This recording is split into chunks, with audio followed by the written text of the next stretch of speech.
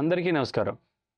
మనం ఈరోజు విరోచనాలు, నీళ్ళ విరోచనాలు, అదేవిధంగా వాంతులు ఒకేసారి అయితే మనిషి ప్రాణానికే ప్రమాదం, చాలా ఇబ్బందులకు గురవుతూ ఉంటారు.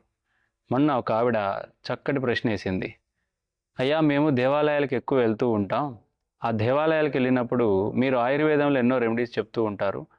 ఆ కషాయాలు అవి ఈ పెరుగులో మెంతులు అవి ఇవి నానబెట్టుకొని తాగమంటూ ఉంటారు. అలా కాకుండా మాకు ఆ పరిసర ప్రాంతాల్లో దొరికేటువంటి మొక్కలతోటి ఈ తిన్న ఆహారము కొంత కలుషితమైనటువంటి నీరు ఆహార పదార్థాల వల్ల అనేకమైన సమస్యలకు గురయ్యి బ్యాక్టీరియాలు కడుపులోకి చేరి ఈ వాంతులు విరోచనాలకు కారణం అవుతూ ఉంటాయి కదా. ఇలాంటి వాటికి న్యాచురల్ రెమెడీ ఏమని చెప్పండి అయ్యా, మాకు పరిసర ప్రాంతాల్లో దొరికేదని చెప్పేసి అడిగారు. వాళ్ళ కోసం ఇవాళ ఈ వీడియో చేయడం జరుగుతుంది. ఏంటి ఆ న్యాచురల్ రెమెడీ అంటే మారేడు దళం. ఈ మారేడు దళాన్ని మనం తీసుకొని గనక ఒక 5-10 ఆకులు లేదా ఒక గుప్పెడు ఆకులు తీసుకొని చక్కగా శివుడికి ఎంతో ప్రీతికరమైనటువంటిది మారేడు దళం. ఈ మారేడు దళాన్ని ఇట్లా చక్కగా లేకపోతే మనం చేతులతోనే నలపవచ్చు, లేదా ఇట్లా కలవం ఉంటే శుభ్రంగా ఇట్లా దంచుకొని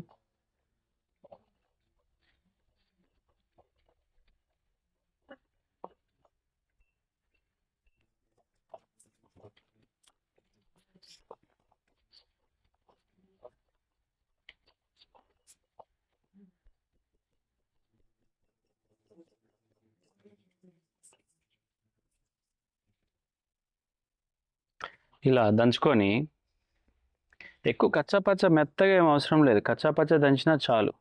దంచి మీ దగ్గర ఉన్నటువంటి ఎట్లాంటి బాటిల్, ఏదో బాటిల్ ఉందనుకోండి, బాటిల్ లేదా ఒక గిన్నె దేంట్లో వేసి ఇట్లా ఆకుల్ని దీంట్లో ఏం లేదు, నీళ్ళు పోసుకోవటమే.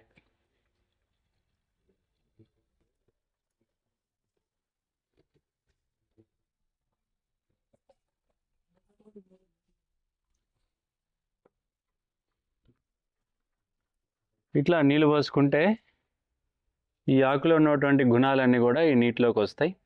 నీటిలోకి వచ్చి మనం ఎప్పుడైతే మనం కలుషితమైనటువంటి ఆహారం, కలుషితమైనటువంటి నీరు తాగుతామో, ఆ వాంతులు విరోచనాలకు కారణం అవుతుందో, అప్పుడు ఈ నీళ్ళని పొద్దున్న నుంచి సాయంత్రం వరకు ఒక 3-4 సార్లు కనుక దీన్ని తాపిస్తున్నట్లయితే వాంతులు విరోచనాలు వెంటనే బంద్ అవుతాయి.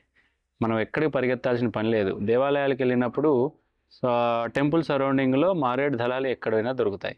కాబట్టి ఈ సింపుల్ రెమెడీని ఇంట్లో చేసుకున్నా లేదా ఎక్కడికి వెళ్ళినా చేసుకున్నా చక్కగా ఉపయోగపడుతుంది వాంతులకి, విరోచనాలకి. మీరందరూ బాగా నచ్చుతుంది ఈ వీడియో అని చెప్పేసి ఆశిస్తున్నాము. నమస్కారం.